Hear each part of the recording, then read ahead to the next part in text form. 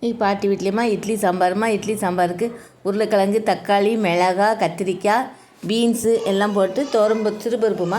சிறுபருப்பு 100 பருப்பு கழனி வெஞ்சி போட்டாச்சுமா. 100 பருப்பு போட்டு பாருங்கள். தேவைக்கேற்ற தண்ணியை ஊற்றி சாம்பார் பொடி போட்டுக்கோங்கம்மா. அது கூட சாம்பார் பொடி போட்டுக்கோங்க, மஞ்சள் பொடி போட்டுக்கோங்க, உப்பு போட்டுக்கோங்கம்மா. உப்பு போட்டு நல்லா குக்கரை மூடி வச்சுருங்கம்மா.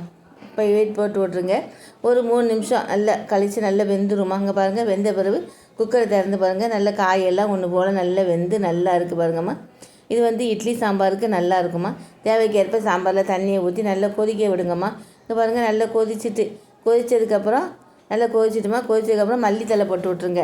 மல்லித்தலை போட்டு ஒரு வானலில் எண்ணெய் விட்டு கடுகு, உளுந்தம்பருப்பு, வெந்தயம், வெங்காயம், 2 மிளகாத்தூளும் கிள்ளி போட்டுக்கோங்கம்மா. தாளிசத்தில் எல்லாத்தையும் போட்டு நல்லா வதக்குன்னு வதக்கிக்கோங்கம்மா. வதக்கிட்டு சாம்பாரில் ஊற்றிடுங்கம்மா. பாருங்கள், நல்லா வெள்ளம் வெந்துட்டு வெங்காயம் செவக்க வதக்கிடுங்கம்மா. வதக்குனதுக்கப்புறம் கருவேப்பிலை போட்டு நல்லா வதக்கிட்டு சாம்பாரில் ஊற்றி விட்ருங்கம்மா. பாருங்கள், இட்லி சாம்பார் மணமாக ருசியாக இருக்குமா. வாங்க மக்களே, சாப்பிடலாம். சப்ஸ்கிரைப் பண்ணுங்கள், லைக் பண்ணுங்கள், ஷேர் பண்ணுங்கம்மா. வாங்கம்மா, சாம்பார் ரெடி ஆகிட்டுமா. இட்லி சாம்பார் இப்போ பாருங்கள், சூடாக இட்லி இருக்குமா. இந்த பாருங்கள், ஆவி பறக்க இட்லி எடுத்திருக்கேன். பாருங்கள், 3 இட்லி வச்சாச்சு. இட்லிக்கு மேலே நல்லா சாம்பார் ஊற்றி நல்லா சாப்பிடுங்க. மணமாக இருக்குமா. ஈஸியான வேலைம்மா இந்த சமையல் பண்ணுறது, இந்த சாம்பார் வைக்க.